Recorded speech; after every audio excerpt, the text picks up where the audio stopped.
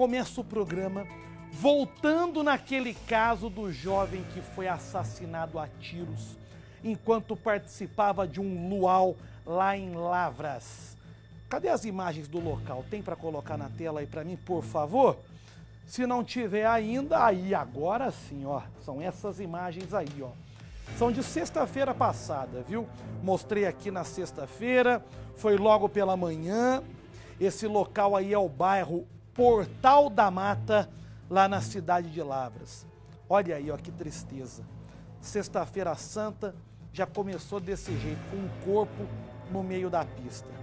Essa vítima desse assassinato foi o João Carlos, esse que está aí na tela, esse sem camisa. João Carlos, 25 anos, inclusive filho de um sargento da Polícia Militar lá de Lavras. O suspeito de cometer o assassinato é esse homem que está na foto aí do lado, ó, um corretor de imóveis de 28 anos. A história que foi contada por testemunhas é de que esse homem estava incomodado com o barulho que os jovens faziam no luau. Por isso ele foi até lá tentar resolver. Só que ele foi tentar resolver armado. Coisa que eu questionei aqui na semana passada. Ele foi resolver ou ele foi arrumar um novo problema? Porque quem sai de casa, quem está se sentindo incomodado e sai de casa com uma arma na cintura, é para tudo, menos para resolver o problema que está incomodando. Eu falei isso aqui sexta-feira, questionei essa situação. Não seria mais fácil e mais adequado ligar para a polícia? Enfim, ele preferiu ir armado e lá a coisa desandou. Porque o João Carlos teria ido na direção desse homem para conversar com ele, talvez até para tentar acalmá-lo ou alguma coisa do tipo. E nesse momento esse homem atirou. Atirou, matou e depois fugiu. Na sexta-feira, quando eu abordei o caso aqui no Cidade Alerta, o Vinícius Ramos veio lá da nossa redação com a informação de que o advogado já havia informado a polícia que pretendia apresentar esse suspeito ainda naquele dia. O fato é que até hoje esse cara não se apresentou, nem foi encontrado e preso pela polícia. E aí com isso, o drama da família só aumenta. Aumenta na mesma proporção em que, imagino eu, a revolta da sociedade também. Se o cara atirou, matou e admite ter atirado, ele precisa ser preso. Inclusive, a declaração do advogado dele na época era de que ele não ficou lá e não se apresentou à polícia por medo do clamor popular.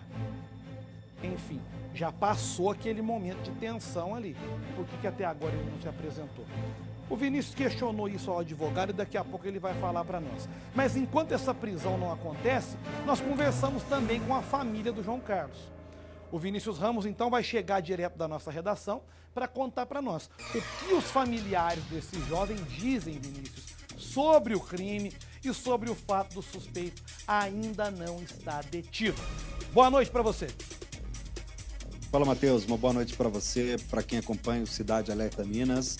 Hoje nós conversamos com o tio da vítima, do João Carlos. Ele, de 5 anos, João Carlos Correia de Matos Júnior, trabalhava como segurança. De acordo com esse tio, Matheus, na sexta-feira, o João Carlos teria trabalhado todo dia como segurança em uma empresa. E durante a noite, ele decidiu ir a uma festa, em uma boate na cidade. Inclusive lá ele teria conhecido uma garota com quem ele estava acompanhado. E durante a madrugada, o João Carlos, o Juninho, como era conhecido pela família, ele recebeu um novo convite, dessa vez para ir a esse luau que era realizado no bairro Portal da Mata. Uma irmã dele já estava lá no local e quando ele chegou, cerca de 1 hora depois, aconteceu esse crime. Inclusive, segundo o relato dessa irmã do João que estava lá no local, o assassino já teria chegado ali bastante exaltado e armado e não quis nem conversar com o Juninho e também com um amigo dele. Vamos ouvir. E a irmã dele foi com mais alguns amigos para esse luau, né? Então, chegando lá, ela ligou para ele, chamou ele para ir para lá, né?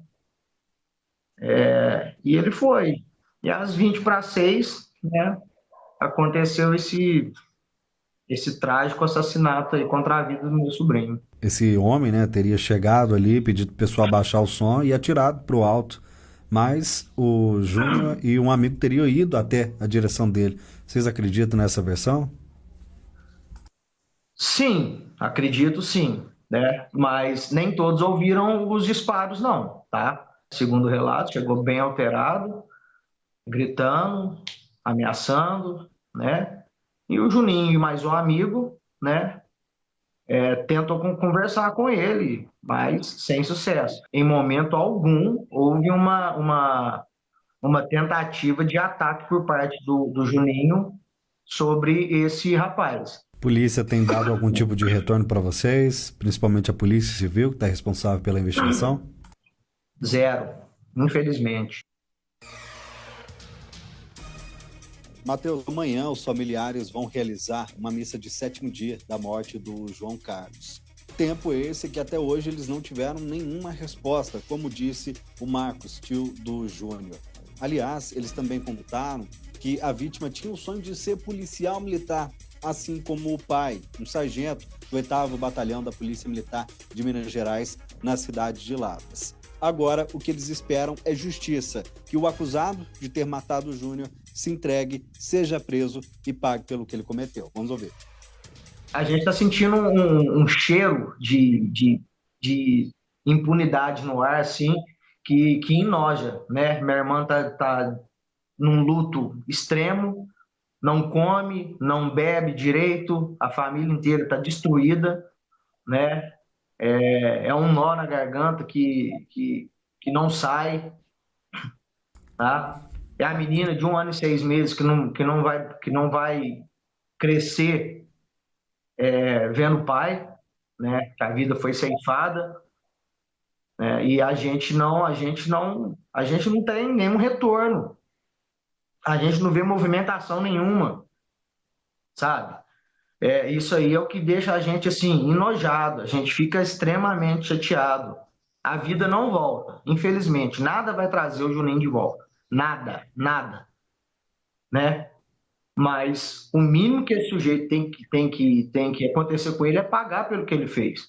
Porque se você dá um tiro em uma pessoa, não satisfeito, mira no peito e dá o segundo tiro, meu amigo, infelizmente, não existe legítima defesa. Isso é assassinato, isso é crime. O tio do João Carlos foi enfático naquilo que eu muitas vezes falo aqui no programa. A legítima defesa, ela acontece de uma forma.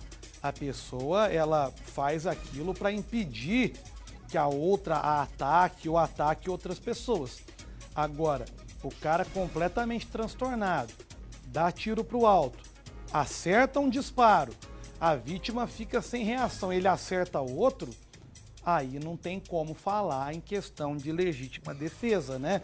E o que me espanta nesse caso é que, pelo fato da vítima ser um jovem, filho de um policial militar, eu acreditava que o caso iria andar um pouco mais rápido, né? O apelo seria um pouco maior para se encontrar esse cidadão, para prendê-lo, para pegar o depoimento desse cara que atirou.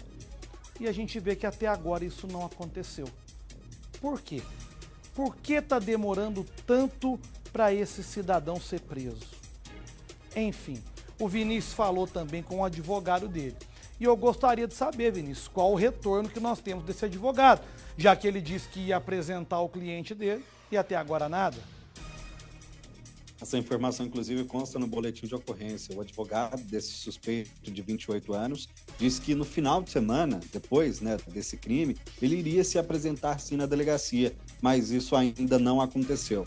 De acordo com a própria defesa, ontem os advogados que representam os suspeitos estiveram na delegacia da cidade e colocaram o acusado à disposição da justiça, mas ele segue livre. Vamos ouvir.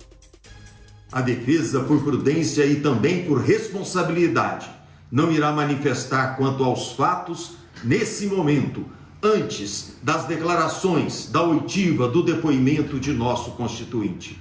No entanto, podemos afirmar com tranquilidade que ele não irá se esquivar de suas condutas. Tudo será esclarecido, nada omitindo. Bom, doutor, que pelo menos perante a justiça tudo seja esclarecido mesmo, porque o retorno que nós tivemos não ficou nada esclarecido.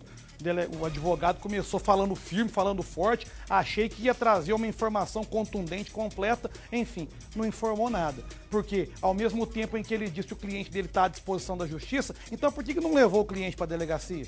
Por que não apresentou o cliente até agora?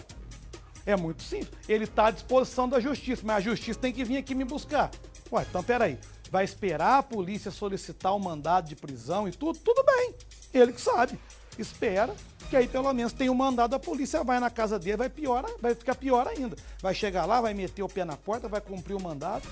Enfim, não sei qual a linha de defesa, o advogado sabe o que está fazendo, ele está ali para fazer isso, ele é pago para exercer a função dele de defender o cliente, né? Então ele deve estar muito convicto da linha que ele está utilizando para defender esse cara. Mas, na minha visão, do outro lado, tem pessoas ansiosas por justiça, esperando de toda maneira que esse cidadão seja preso, querendo ouvir de todas as maneiras quais as justificativas dele para o cometimento desse crime. É por isso que eu falo que eu sou jornalista, né? Ainda bem, graças a Deus que eu sou jornalista, porque eu jamais serviria para ser advogado. Eu jamais conseguiria agir de uma forma onde eu iria fechar os olhos para a dor do outro lado e querer a todo custo justificar muitas vezes o injustificável. Porque o advogado criminalista ele passa por situações como essa, né? De a todo custo querer justificar aquilo que não tem como justificar, né? Querer limpar a barra de alguém que cometeu um crime. Enfim.